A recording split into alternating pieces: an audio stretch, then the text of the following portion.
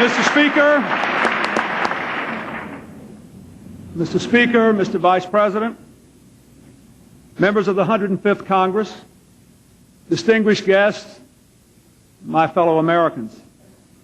I think I should start by saying thanks for inviting me back.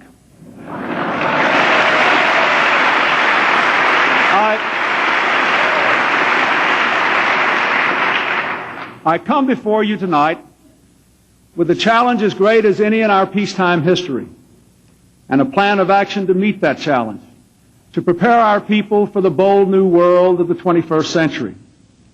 We have much to be thankful for. With 4 years of growth, we have won back the basic strength of our economy. With crime and welfare rolls declining, we are winning back our optimism, the enduring faith that we can master any difficulty. With the Cold War receding and global commerce at record levels, we are helping to win an unrivaled peace and prosperity all across the world. My fellow Americans, the state of our union is strong.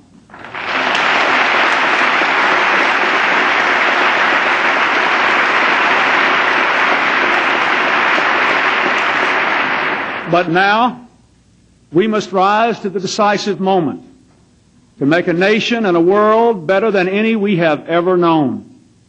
The new promise of the global economy, the information age, unimagined new work, life-enhancing technology, all these are ours to seize.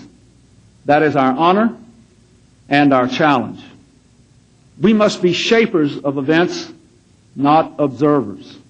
For if we do not act, the moment will pass, and we will lose the best possibilities of our future. We face no imminent threat, but we do have an enemy. The enemy of our time is inaction. So tonight I issue a call to action. Action by this Congress, action by our states, by our people, to prepare America for the 21st century. Action to keep our economy and our democracy strong and working for all our people. Action to strengthen education and harness the forces of technology and science. Action to build stronger families and stronger communities and a safer environment. Action to keep America the world's strongest force for peace, freedom, and prosperity. And above all, action to build a more perfect union here at home. The spirit we bring to our work will make all the difference. We must be committed to the pursuit of opportunity for all Americans, responsibility from all Americans, in a community of all Americans. And we must be committed to a new kind of government, not to solve all our problems for us, but to give our people, all our people, the tools they need to make the most of their own lives. And we must work together. The people of this nation elected us all. They want us to be partners, not partisans. They put us all right here in the same boat. They gave us all oars, and they told us to row. Now here is the direction I believe we should take.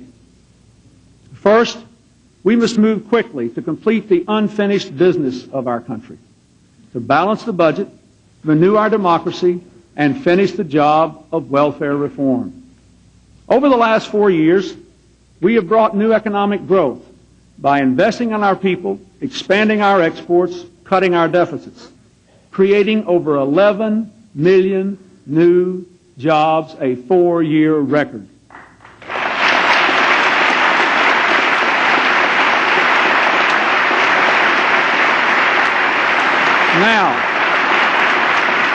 Now we must keep our economy the strongest in the world.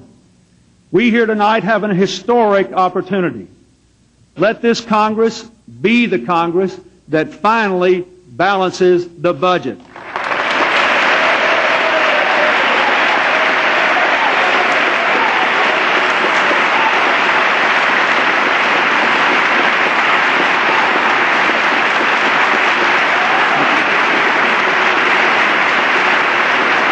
Thank you.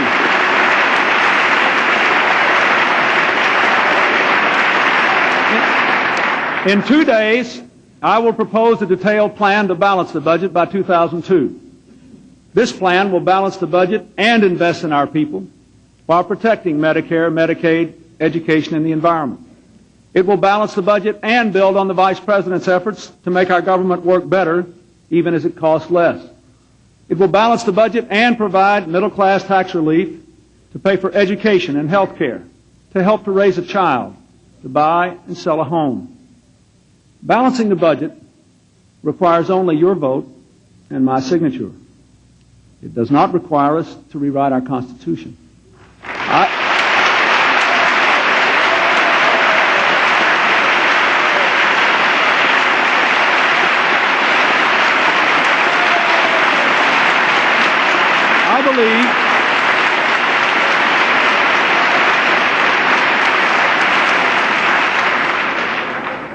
I believe it is both unnecessary and unwise to adopt a balanced budget amendment that could cripple our country in time of economic crisis and force unwanted results such as judges halting Social Security checks or increasing taxes.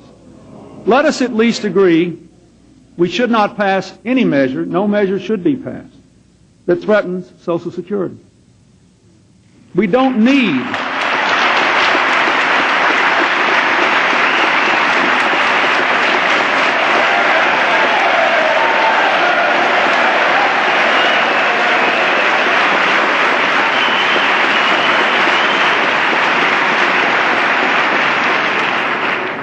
whatever your view on that, we all must concede we don't need a constitutional amendment. We need action.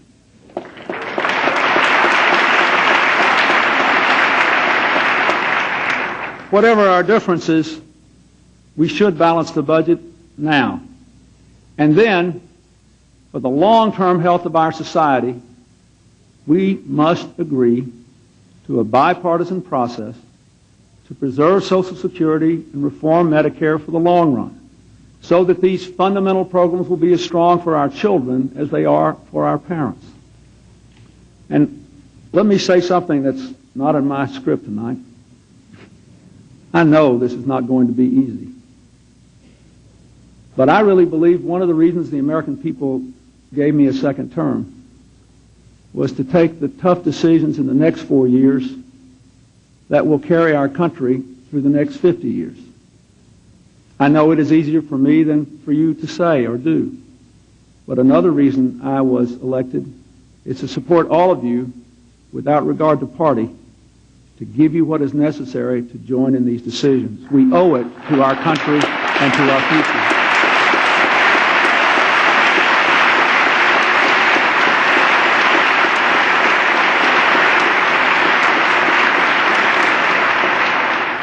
Our second piece of unfinished business requires us to commit ourselves tonight before the eyes of America to finally enacting bipartisan campaign finance reform.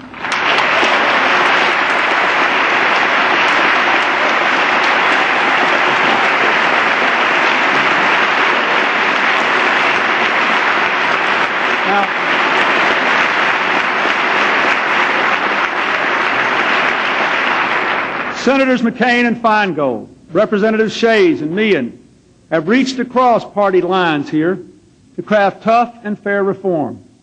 Their proposal would curb spending, reduce the role of special interests, create a level playing field between challengers and incumbents, and ban contributions from non-citizens, all corporate sources, and the other large soft money contributions that both parties receive. You know and I know that this can be delayed. And you know and I know that delay will mean the death of reform. So let's set our own deadline. Let's work together to write bipartisan campaign finance reform into law and pass McCain-Feingold by the day we celebrate the birth of our democracy, July the 4th.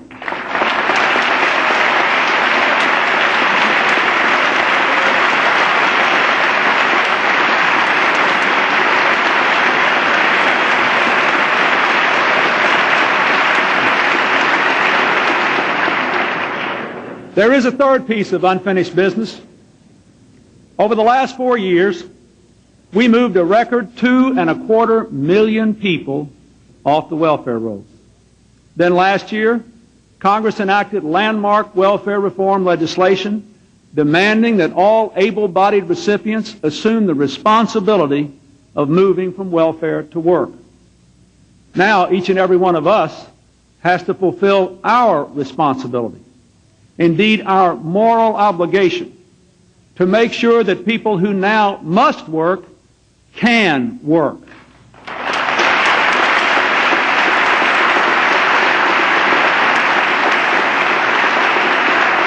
Now we must act to meet a new goal: 2 million more people off the welfare rolls by the year 2000.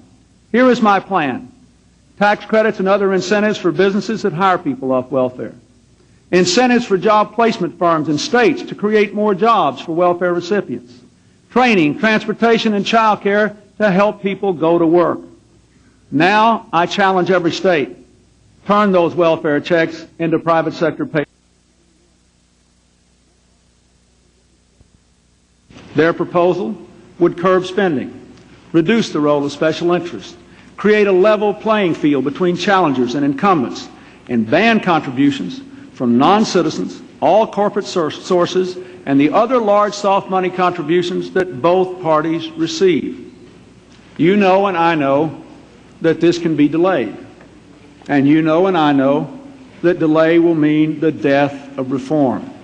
So let's set our own deadline. Let's work together to write bipartisan campaign finance reform into law and pass McCain-Feingold by the day we celebrate the birth of our democracy, July the 4th.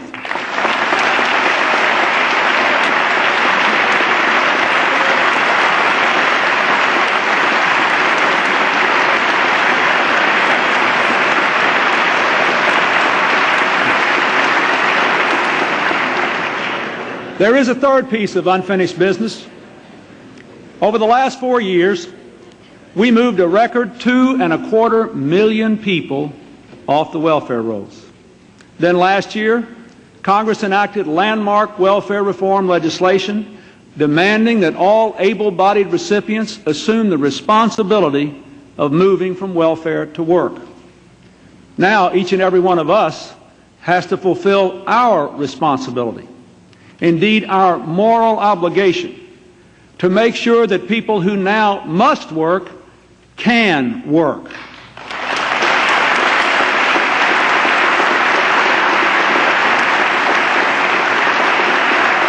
Now we must act to meet a new goal: 2 million more people off the welfare rolls by the year 2000.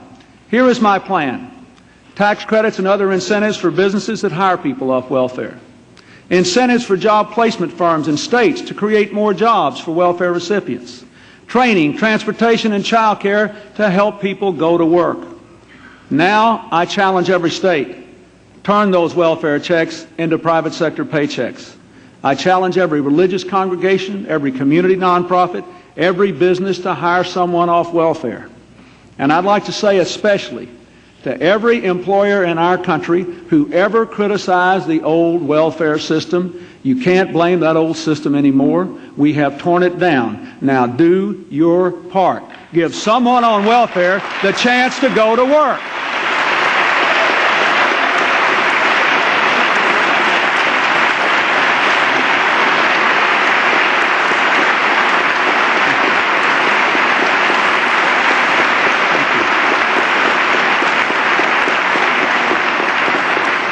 Tonight, I'm pleased to announce that 5 major corporations, Sprint, Monsanto, UPS, Burger King, and United Airlines, will be the first to join in a new national effort to marshal America's businesses, large and small, to create jobs so that people can move from welfare to work.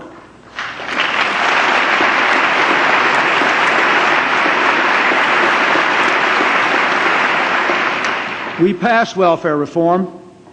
All of you know I believe we were right to do it.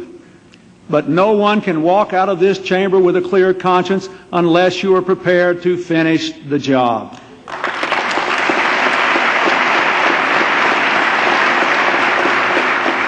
And we must join together to do something else too, something both Republican and Democratic governors have asked us to do: to restore basic health and disability benefits when misfortune strikes immigrants who came to this country legally, who work hard, pay taxes, and obey the law.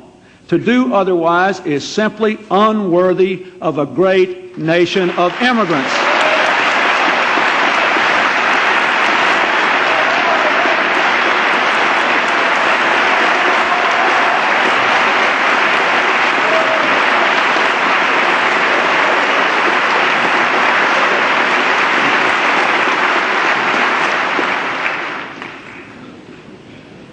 Now, looking ahead, the greatest step of all, the high threshold of the future we must now cross, and my number one priority for the next 4 years, is to ensure that all Americans have the best education in the world.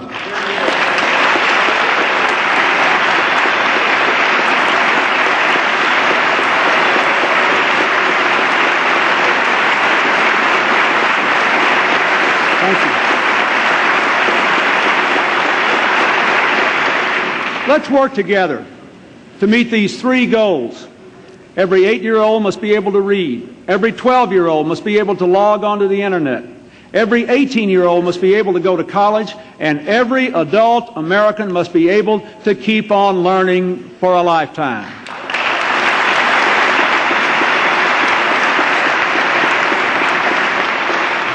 My balanced budget makes an unprecedented commitment to these goals, $51 billion next year. But far more than money is required. I have a plan, a call to action for American education based on these 10 principles. First, a national crusade for education standards, not federal government standards, but national standards, representing what all our students must know to succeed in the knowledge economy of the 21st century. Every state and school must shape the curriculum to reflect these standards and train teachers to lift students up to them. To help schools meet the standards and measure their progress, we will lead an effort over the next 2 years to develop national tests of student achievement in reading and math. Tonight I issue a challenge to the nation. Every state should adopt high national standards, and by 1999, every state should test every 4th grader in reading and every 8th grader in math to make sure these standards are met.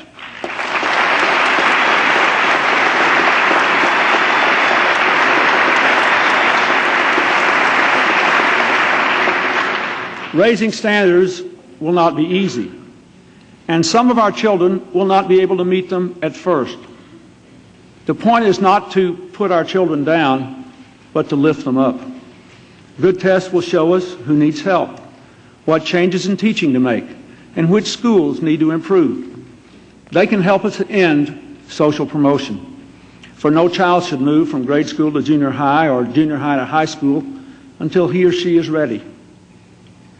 Last month, our Secretary of Education, Dick Riley, and I visited Northern Illinois, where 8th grade students from 20 school districts in a project aptly called First in the World took the 3rd International Math and Science Study.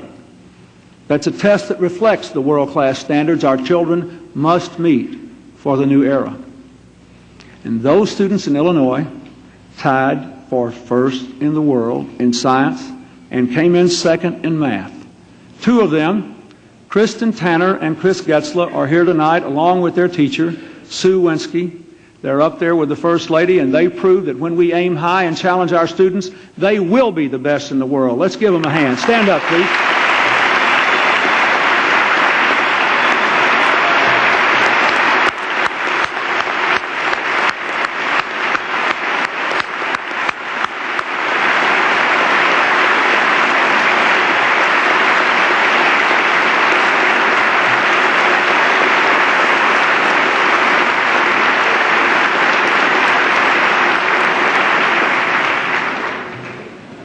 Second, to have the best schools, we must have the best teachers. Most of us in this chamber would not be here tonight without the help of those teachers. I know that I wouldn't be here. For years, many of our educators, led by North Carolina's Governor Jim Hunt, and the National Board for Professional Teaching Standards have worked very hard to establish nationally accepted credentials for excellence in teaching.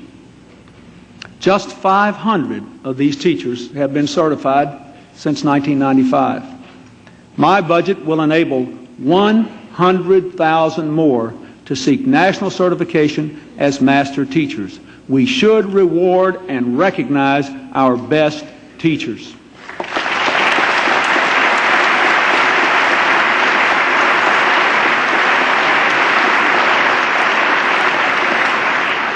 And as we reward them, we should quickly and fairly remove those few who don't measure up, and we should challenge more of our finest young people to consider teaching as a career. Third, we must do more to help all our children read. 40% of our 8-year-olds cannot read on their own. That's why we have just launched the America Reads Initiative, to build a citizen army of 1 million volunteer tutors to make sure every child can read independently by the end of the 3rd grade.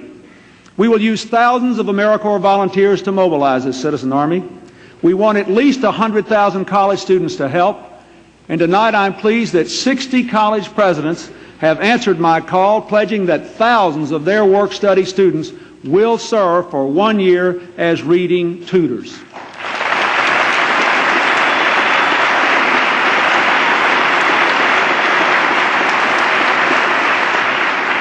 This is also a challenge to every teacher and every principal.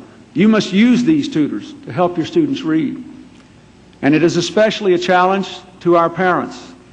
You must read with your children every night. This leads to the 4th principle. Learning begins in the first days of life. Scientists are now discovering how young children develop emotionally and intellectually from their very first days, and how important it is for parents to begin immediately talking, singing, even reading to their infants. The First Lady has spent years writing about this issue, studying it, and she and I are going to convene a White House conference on early learning and the brain this spring to explore how parents and educators can best use these startling new findings. We already know we should start teaching children before they start school. That's why this balanced budget expands Head Start to 1 million children by 2002.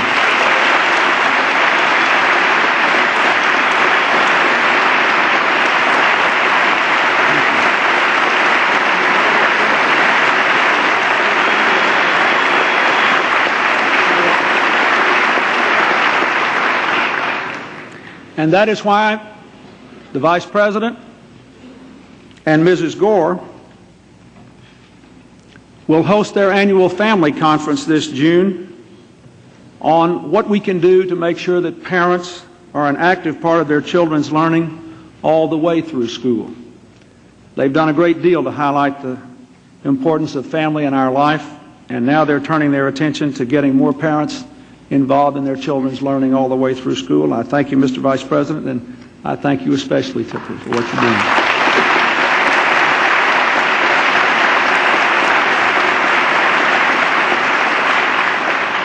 Fifth, every state should give parents the power to choose the right public school for their children. Their right to choose will foster competition and innovation that can make public schools better.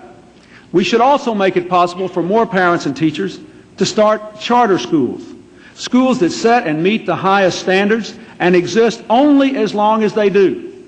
Our plan will help America to create 3,000 of these charter schools by the next century, nearly 7 times as there are in the country today, so that parents will have even more choices in sending their children to the best schools. Sixth, character education must be taught in our schools. We must teach our children to be good citizens.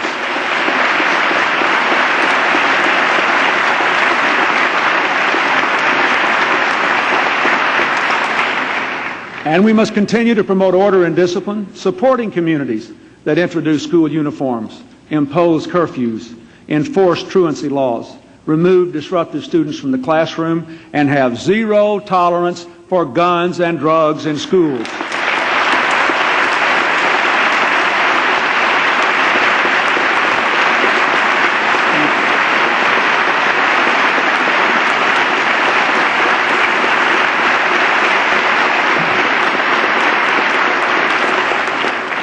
Seventh, we cannot expect our children to raise themselves up in schools that are literally falling down. With the student population at an all-time high and record numbers of school buildings falling into disrepair, this has now become a serious national concern. Therefore, my budget includes a new initiative, $5 billion to help communities finance $20 billion in school construction over the next 4 years.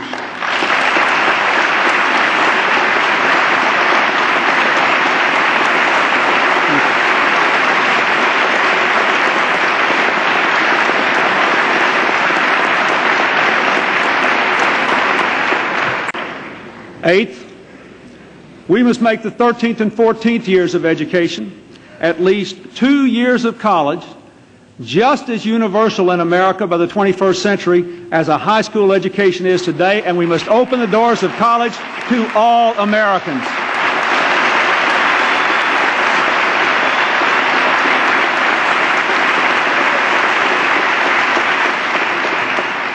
To do that, I propose America's Hope Scholarship, based on Georgia's pioneering program.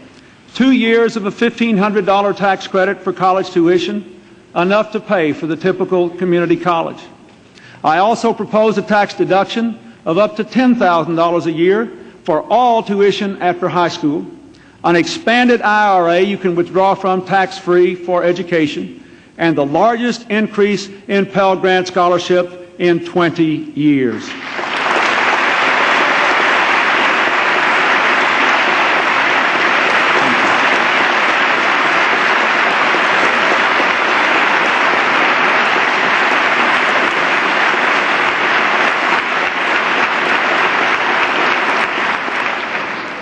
Now, this plan will give most families the ability to pay no taxes on money they save for college tuition. I ask you to pass it and give every American who works hard the chance to go to college. Ninth, in the 21st century, we must expand the frontiers of learning across a lifetime. All our people of whatever age must have the chance to learn new skills. Most Americans live near a community college. The roads that take them there can be passed to a better future. My GI Bill for America's workers will transform the confusing tangle of federal training programs into a simple skill grant to go directly into eligible workers' hands. For too long, this bill has been sitting on that desk there without action. I ask you to pass it now. Let's give more of our workers the ability to learn and to earn for a lifetime.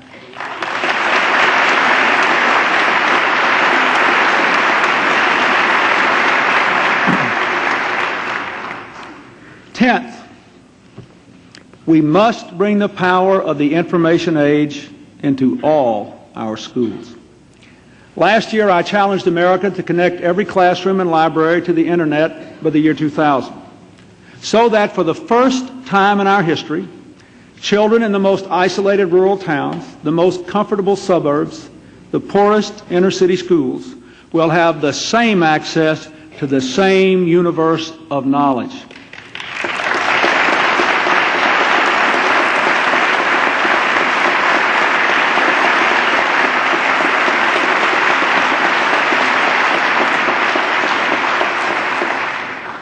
That is my plan. A call to action for American education. Some may say that it is unusual for a president to pay this kind of attention to education. Some may say it is simply because the president and his wonderful wife have been obsessed with this subject for more years than they can recall. That is not what is driving these proposals. We must understand the significance of this endeavor. One of the greatest sources of our strength throughout the Cold War was a bipartisan foreign policy. Because our future was at stake, politics stopped at the water's edge. Now I ask you, and I ask all our nation's governors, I ask parents, teachers, and citizens all across America for a new nonpartisan commitment to education, because education is a critical national security issue for our future, and politics must stop at the schoolhouse door.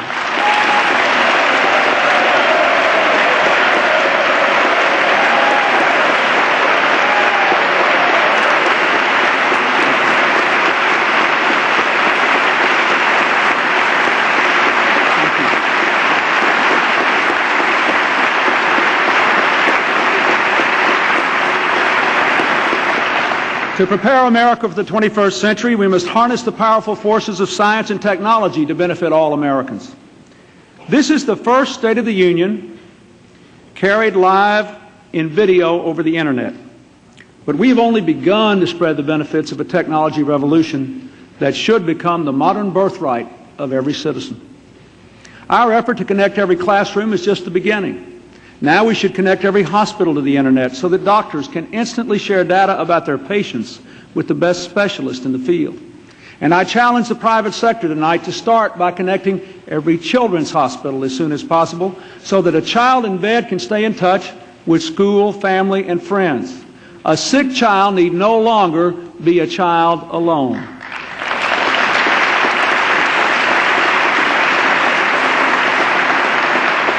We must build the second generation of the Internet so that our leading universities and national laboratories can communicate in speeds 1,000 times faster than today, to develop new medical treatments, new sources of energy, new ways of working together. But we cannot stop there. As the Internet becomes our new town square, a computer in every home, a teacher of all subjects, a connection to all cultures, this will no longer be a dream, but a necessity. And over the next decade, that must be our goal.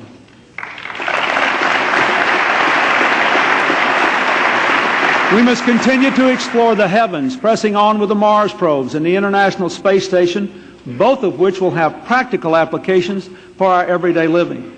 We must speed the remarkable advances in medical science. The Human Genome Project is now decoding the genetic mysteries of life. American scientists have discovered genes linked to breast cancer and ovarian cancer, and medication that stops a stroke in progress and begins to reverse its effects, and treatments that dramatically lengthen the lives of people with HIV and AIDS. Since I took office, funding for AIDS research at the National Institutes of Health has increased dramatically to $1.5 billion. With new resources, NIH will now become the most powerful discovery engine for an AIDS vaccine, working with other scientists to finally end the threat of AIDS.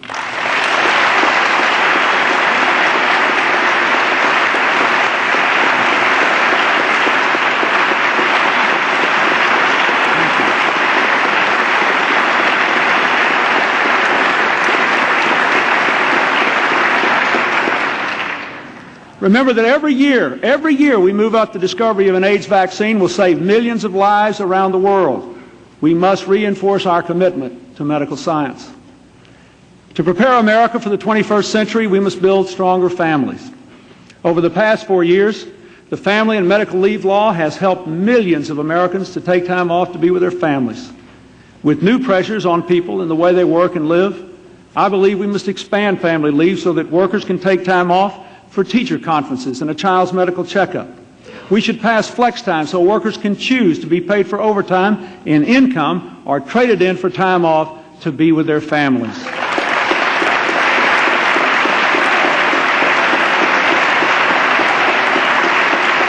We must continue step by step to give more families access to affordable, quality health care. 40 million Americans still lack health insurance. 10 million children still lack health insurance. 80% of them have working parents who pay taxes. That is wrong.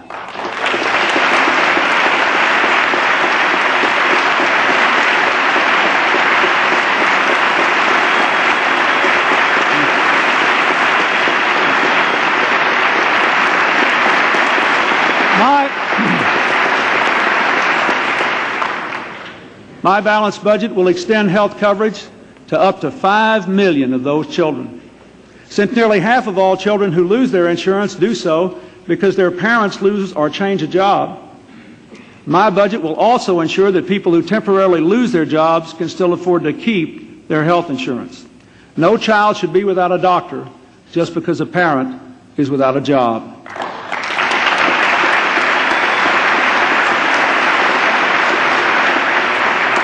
My Medicare plan modernizes Medicare, increases the life of the trust fund to 10 years, provides support for respite care for the many families with loved ones afflicted with Alzheimer's, and for the first time it would fully pay for annual mammograms.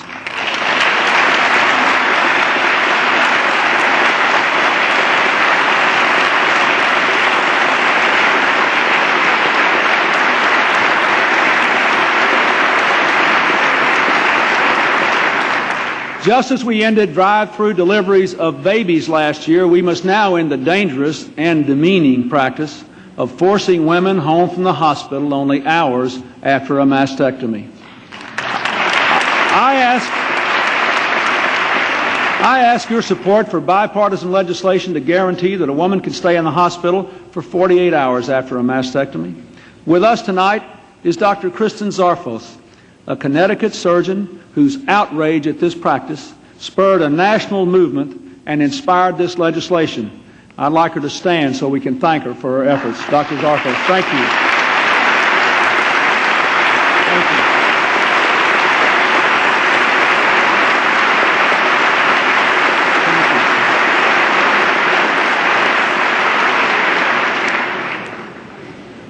In the last 4 years, we have increased child support collections by 50%.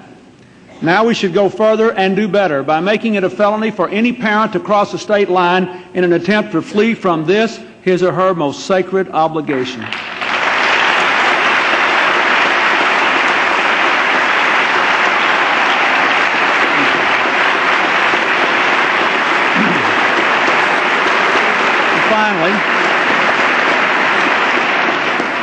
Finally, we must also protect our children by standing firm in our determination to ban the advertising and marketing of cigarettes that endanger their lives.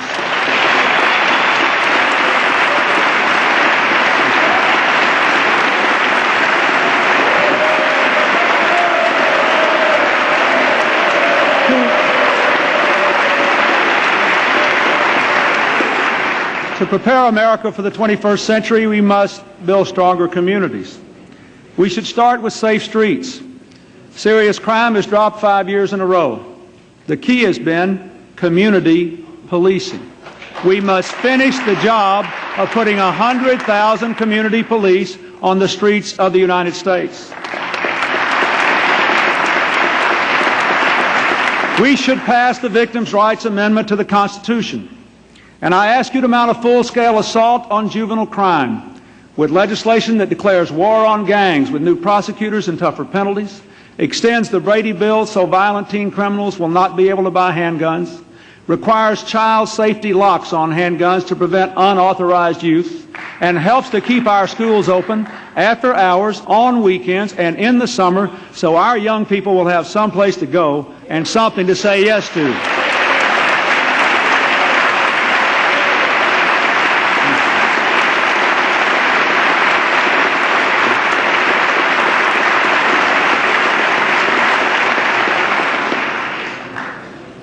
This balanced budget includes the largest anti-drug effort ever to stop drugs at their source, punish those who push them, and teach our young people that drugs are wrong, drugs are illegal, and drugs will kill them.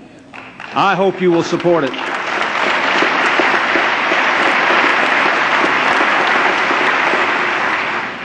Our growing economy has helped to revive poor urban and rural neighborhoods, but we must do more to empower them, to create the conditions in which all families can flourish, and to create jobs through investment by business and loans by banks.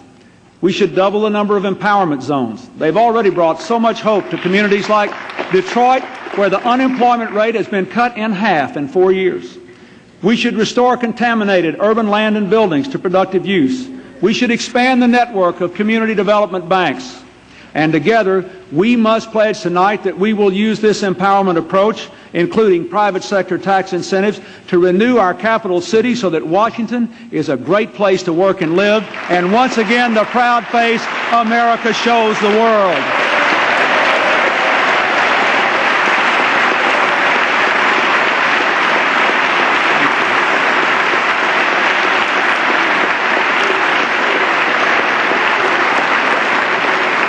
We must protect our environment in every community. In the last 4 years, we cleaned up 250 toxic waste sites, as many as in the previous 12. Now we should clean up 500 more so that our children grow up next to parks, not poison. I urge you to pass my proposal to make big polluters live by a simple rule. If you pollute our environment, you should pay to clean it up.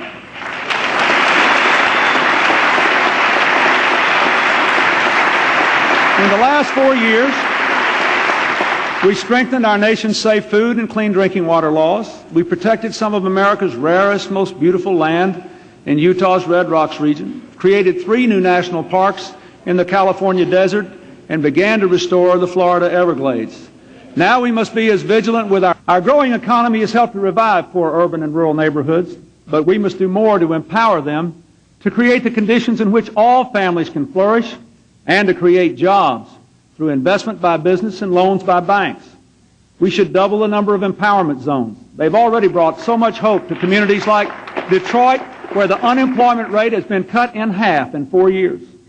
We should restore contaminated urban land and buildings to productive use. We should expand the network of community development banks. And together, we must pledge tonight that we will use this empowerment approach, including private sector tax incentives, to renew our capital city so that Washington is a great place to work and live. And once again, the proud face America shows the world.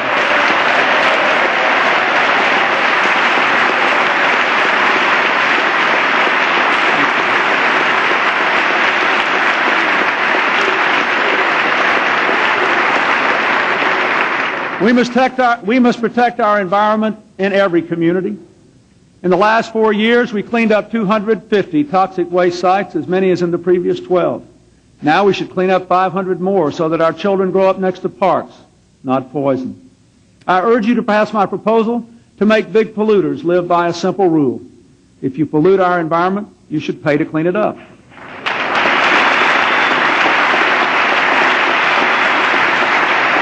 In the last 4 years, we strengthened our nation's safe food and clean drinking water laws. We protected some of America's rarest, most beautiful land in Utah's Red Rocks region, created 3 new national parks in the California desert, and began to restore the Florida Everglades.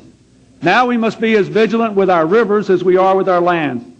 Tonight I announce that this year I will designate 10 American heritage rivers to help communities alongside them revitalize their waterfronts and clean up pollution in the rivers, proving once again that we can grow the economy as we protect the environment.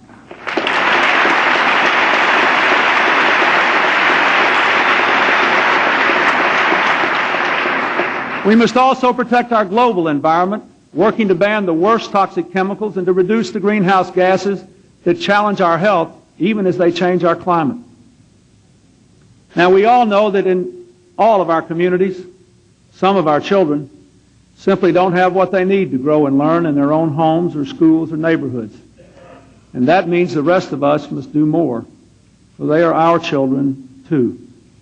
That's why President Bush, General Colin Powell, former Housing Secretary Henry Cisneros, will join the Vice President and me to lead the President's Summit of Service in Philadelphia in April. Our national service program, AmeriCorps, has already helped 70,000 young people to work their way through college as they serve America. Now we intend to mobilize millions of Americans to serve in thousands of ways. Citizen service is an American responsibility which all Americans should embrace, and I ask your support for that endeavor.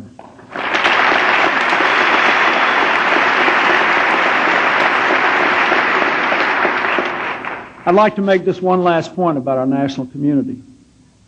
Our economy is measured in numbers and statistics, and it's very important. But the enduring worth of our nation lies in our shared values and our soaring spirit.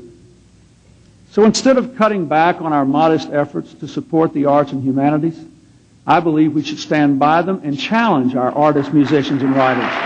Challenge our museums, libraries, and theaters.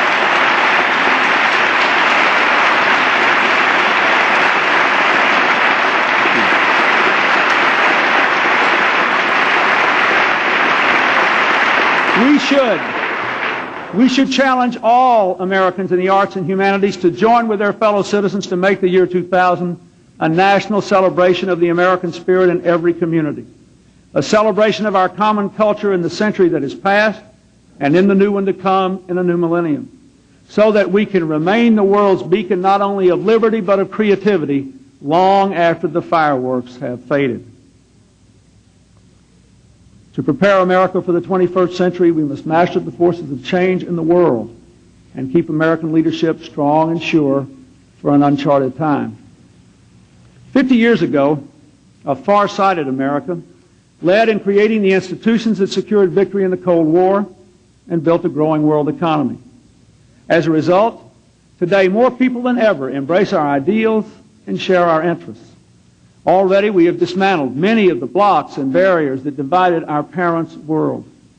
For the first time, more people live under democracy than dictatorship, including every nation in our own hemisphere but one, and its day too will come.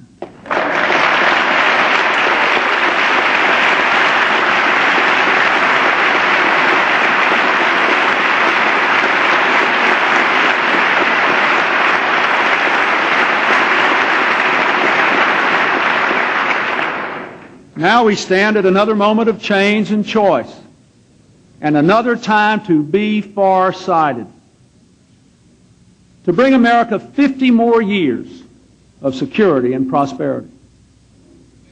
In this endeavor, our first task is to help to build for the very first time an undivided, democratic Europe. When Europe is stable, prosperous, and at peace, America is more secure. To that end, we must expand NATO by 1999 so that countries that were once our adversaries can become our allies. At the special NATO summit this summer, that is what we will begin to do. We must strengthen NATO's partnership for peace with non-member allies, and we must build a stable partnership between NATO and a democratic Russia.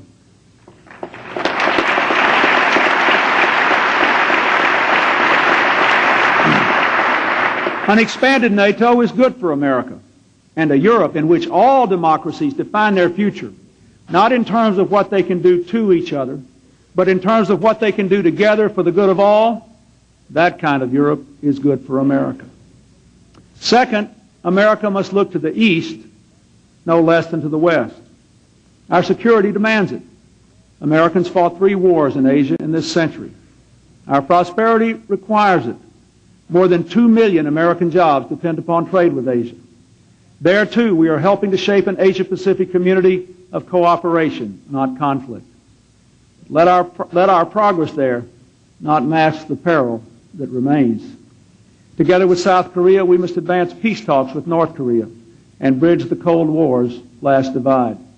And I call on Congress to fund our share of the agreement under which North Korea must continue to freeze and then dismantle its nuclear weapons program.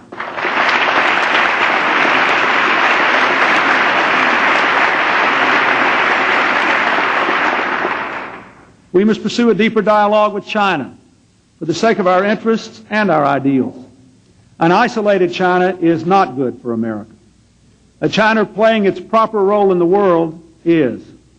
I will go to China, and I have invited China's president to come here, not because we agree on everything, but because engaging China is the best way to work on our common challenges, like ending nuclear testing, and to deal frankly with our fundamental differences, like human rights.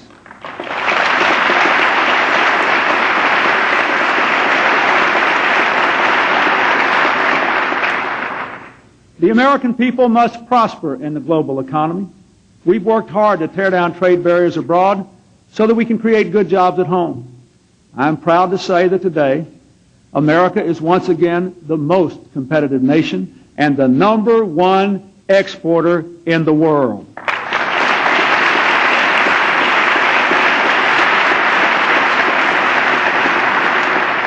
Now we must act to expand our exports, especially to Asia and Latin America, two of the fastest growing regions on earth, or be left behind as these emerging economies forge new ties with other nations. That is why we need the authority now to conclude new trade agreements that open markets to our goods and services, even as we preserve our values.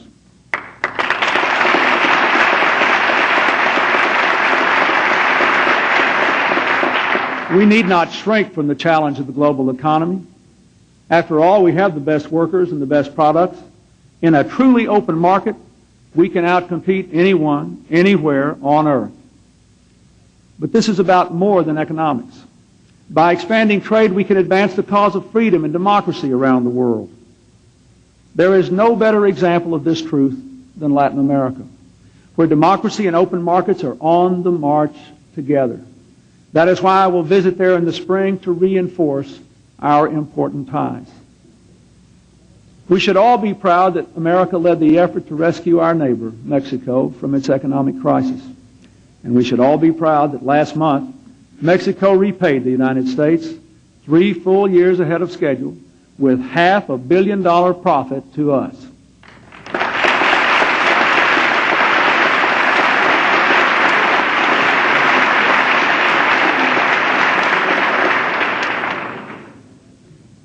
America must continue to be an unrelenting force for peace, from the Middle East to Haiti, from Northern Ireland to Africa.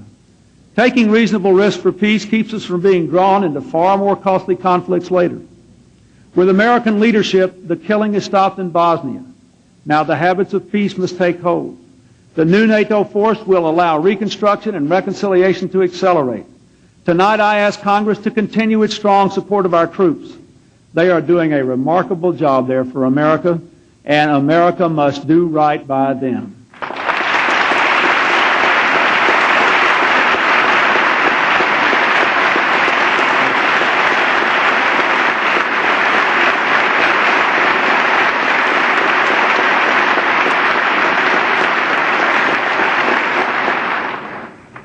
Fifth, we must move strongly against new threats to our security. In the past 4 years, we led the way to a worldwide agreement to ban nuclear testing.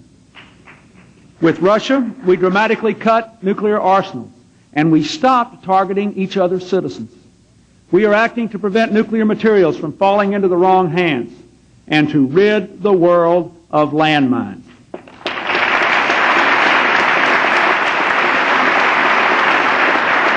We are working with other nations with renewed intensity to fight drug traffickers and to stop terrorists before they act and hold them fully accountable if they do.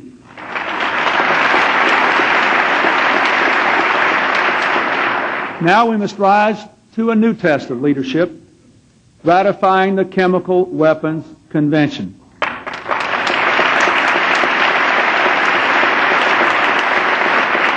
Make no mistake about it. It will make our troops safer from chemical attack. It will help us to fight terrorism. We have no more important obligations, especially in the wake of what we now know about the Gulf War. This treaty has been bipartisan from the beginning, supported by Republican and Democratic administrations and Republican and Democratic members of Congress, and already approved by 68 nations. But if we do not act by April the 29th, when this convention goes into force, with or without us, we will lose the chance to have Americans leading and enforcing this effort. Together we must make the Chemical Weapons Convention law so that at last we can begin to outlaw poison gas from the earth.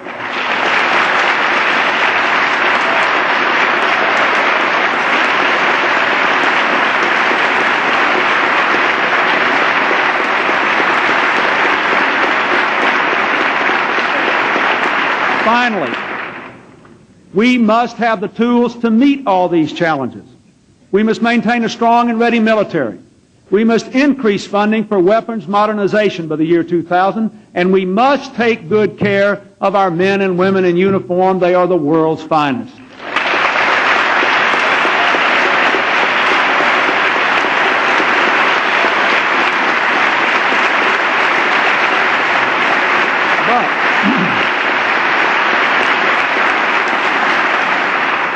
We must also renew our commitment to America's diplomacy and pay our debts and dues to international financial institutions like the World Bank and to a reforming United Nations. Every dollar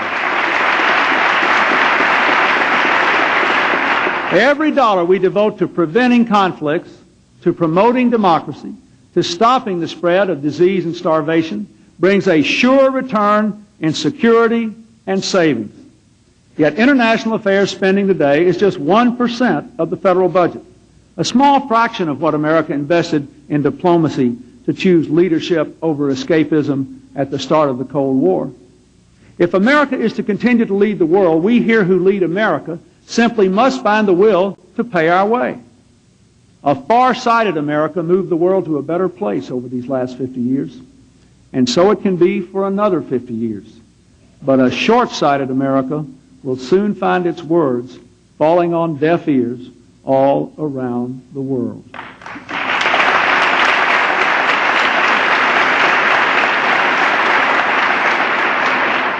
Almost exactly 50 years ago, in the first winter of the Cold War, President Truman stood before a Republican Congress and called upon our country to meet its responsibilities of leadership.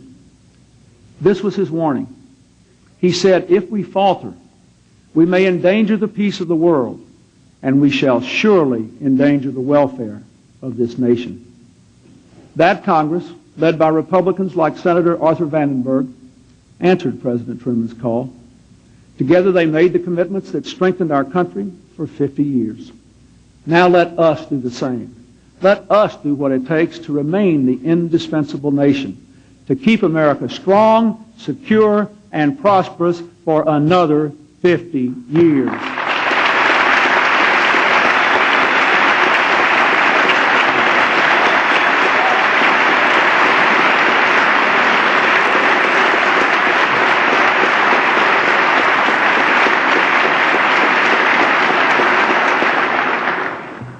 In the end, more than anything else, our world leadership grows out of the power of our example here at home, out of our ability to remain strong as one America. All over the world, people are being torn asunder by racial, ethnic, and religious conflicts, fuel fanaticism, and terror. We are the world's most diverse democracy, and the world looks to us to show that it is possible to live and advance together across those kinds of differences. America has always been a nation of immigrants. From the start, a steady stream of people in search of freedom and opportunity have left their own lands to make this land their home. We started as an experiment in democracy fueled by Europeans. We have grown into an experiment in democratic diversity fueled by openness and promise. My fellow Americans, we must never, ever believe that our diversity is a weakness. It is our greatest strength.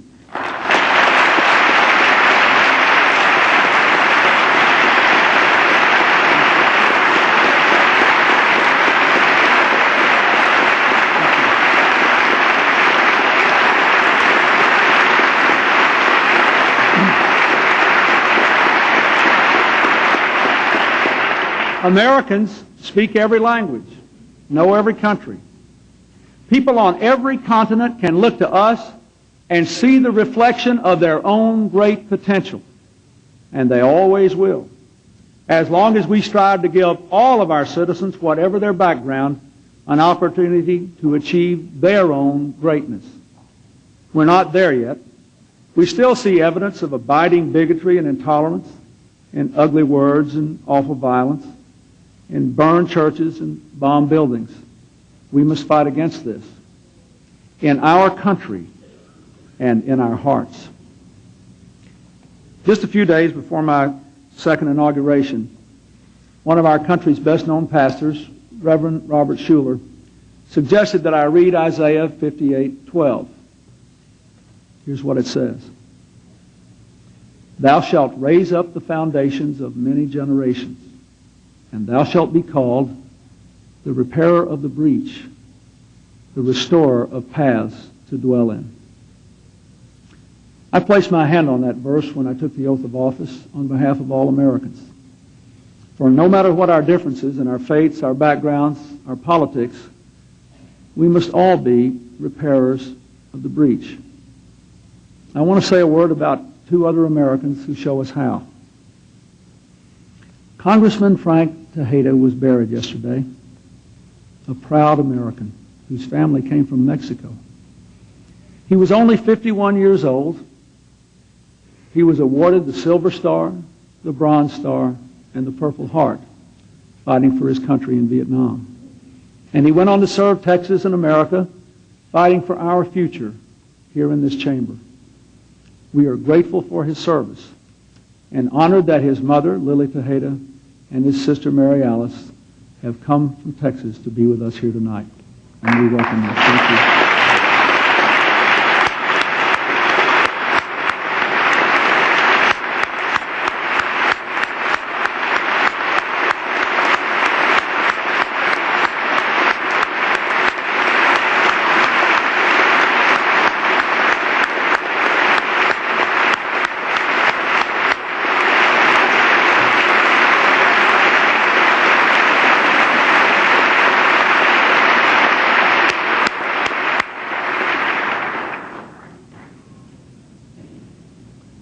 Gary Locke, the newly elected governor of Washington State, is the first Chinese-American governor in the history of our country.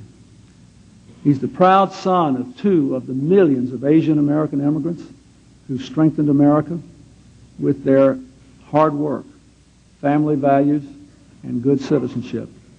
He represents the future we can all achieve. Thank you, Governor, for being here. Please stand up.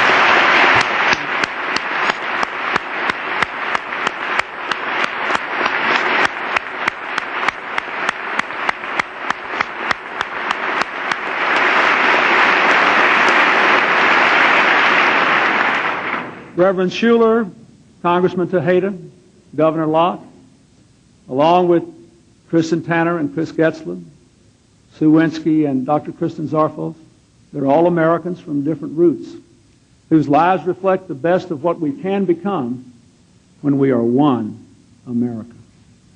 We may not share a common past, but we surely do share a common future. Building one America is our most important mission, the foundation for many generations of every other strength we must build for this new century. Money cannot buy it. Power cannot compel it. Technology cannot create it. It can only come from the human spirit. America is far more than a place. It is an idea, the most powerful idea in the history of nations. And all of us in this chamber, we are now the bearers of that idea, leading a great people into a new world. A child born tonight will have almost no memory of the 20th century. Everything that child will know about America will be because of what we do now to build a new century. We don't have a moment to waste. Tomorrow there will be just over 1,000 days until the year 2000. 1,000 days to prepare our people. 1,000 days to work together. 1,000 days to build a bridge to a land of new promise. My fellow Americans, we have work to do. Let us seize those days and the century. Thank you. God bless you, and God bless America.